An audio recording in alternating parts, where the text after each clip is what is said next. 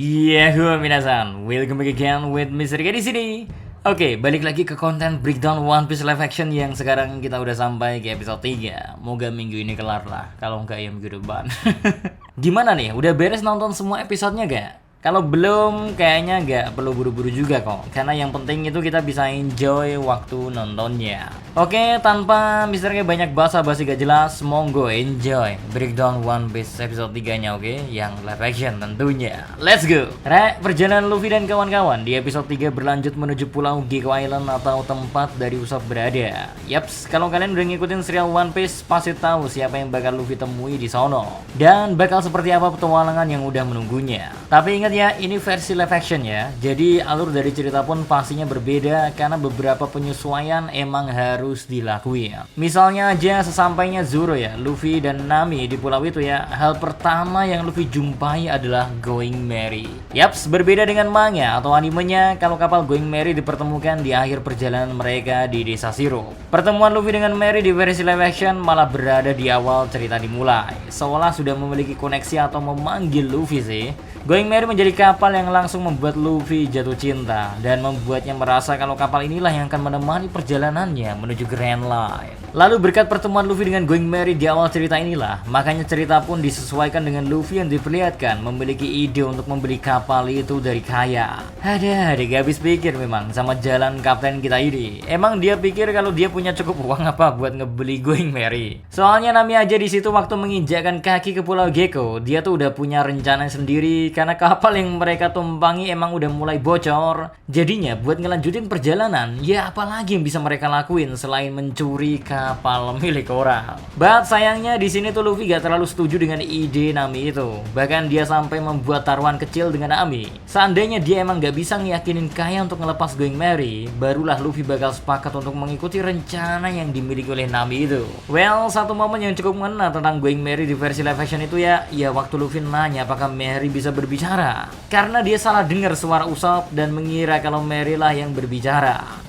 Buat kita yang udah ngikutin One Piece, entah kenapa momen itu langsung mengingatkan kita ke momen waktu roh Merry itu datang di Pulau Skypiea. Ataupun saat Merry datang ke Enies Lobby dan membantu Luffy dan kawan-kawan untuk selamat dari insiden di sana. Rasanya emang momen bersama Merry ini cukup berbekas bagi seluruh fans One Piece sih. Makanya ngelihat Merry di versi live action tentunya ada sedikit harapan kan untuk seenggaknya bisa memberikan kembali perasaan seperti itu.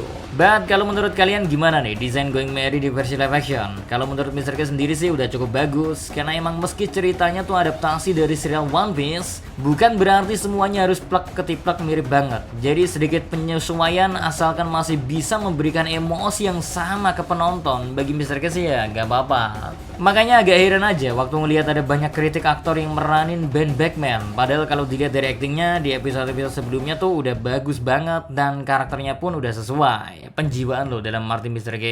Tapi gara-gara gak mirip sama ekspektasi kalian, hujatan langsung ada di mana-mana. Mr. K balas kali ya di TikTok. Padahal sejak kapan kan acting itu dinilai dari seberapa cantik atau gantengnya. Wong yang model ganteng atau keren doang kan belum tentu bisa acting. Jadi udah percaya aja lah kalau setiap pemeran itu udah melalui casting yang sulit. Apalagi udah ikut serta langsung mengawasi pengerjaannya. Siapa coba yang awalnya berpikir kalau kru SAP di Saga East Blue ternyata bisa ditemukan di versi live actionnya. Kalau ada yang ngomong kayak gini di 3 atau 4 tahun ke belakang, pastinya langsung dihujat dan dibilang gak mungkin. Tapi ternyata Netflix malah tiba-tiba datang dan bisa bawain 5 aktor dan aktris yang ternyata bisa meranin mereka dengan sangat ciamik. Oke, balik lagi fokus ke breakdown. Walau perbedaan cukup mencolok ada di bagaimana kru SAP sempat bermain ke rumah dari Kaya. Dan kejadian yang terhubung dengan Kuro pun dimulai di rumahnya Kaya terlebih dahulu. Tapi apa yang ngebuat kita semua paling terkejut mungkin interaksi dari Buggy dengan Arlong. Yap, siapa yang menyangka kalau kita bisa ngelihat kombinasi ini di cerita One Piece selain di versi live actionnya doang ya. Emang meski secara cerita berbeda, tapi kita semua bisa ngerti kemana arah ceritanya mau dibawa. Ditambah secara logika ya, Arlong itu bisa dianggap sebagai yang menguasai East Blue karena dia memiliki nilai bounty tertinggi. Sebelum akhirnya angka bounty-nya baru bisa dipecahin sama Luffy di kemudian hari. Satu hal lain yang perlu disorot pun ialah bagaimana momen gap dengan Koby cukup banyak terjadi di episode 3 ini, Sebuah momen yang kalau di serialnya tuh gak banyak diliatin karena kita tahu kan kalau Koby itu sebenarnya gak memiliki basic pertarungan sama sekali waktu baru bergabung sama Angkatan Laut. Makanya kalau di awal-awal mereka gabung dan dibawa oleh Gap, momen yang banyak dikasih lihat tuh ya momen waktu keduanya lagi berlatih aja bersama Bogart.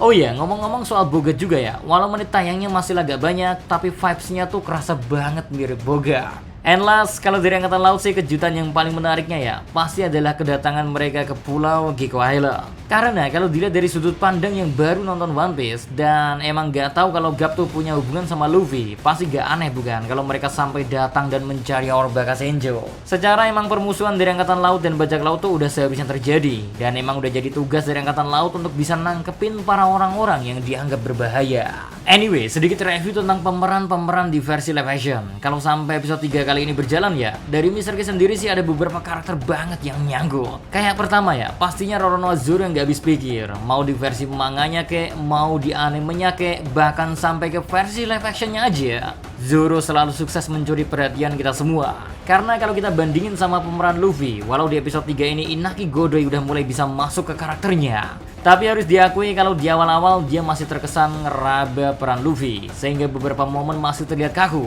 Cuman emang di episode 3 ini udah kelihatan banget perkembangannya, sehingga gerak-geriknya pun udah cukup mencerminkan bagaimana Oro Bakasenjo kalau di dunia nyata.